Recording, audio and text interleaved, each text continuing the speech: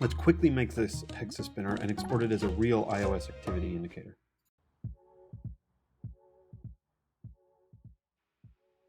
So for this one, it's actually really simple to design. We just need the shape, the colors, and the position, and that's it. So here's our hexagon. I'm going to go into Flow. I'm going to do all the shape manipulation here because it's really easy to use Flow's path editing tools. So here we are, we've imported, and we already just start manipulating the path. And notice how these are, it looks like two triangles when we do this. It's just because the thickness is 5 or 10 on the stroke width, and the stroke width is, or the stroke color is the same as the background color. So it's just this visual effect that we get from it. Okay, so we create our path animations. We do a little bit of rotation. We play around with the feeling of that rotation. Is it rotating too much? Is it rotating too little?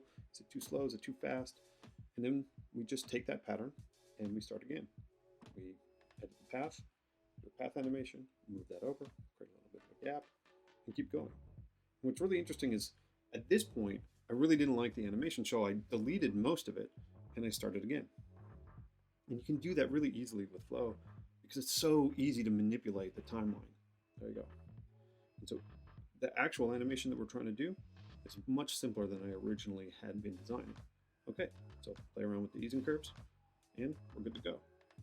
We export that as software, open it up in Xcode, launch that simulator, and wham, there's your animation ready to ship.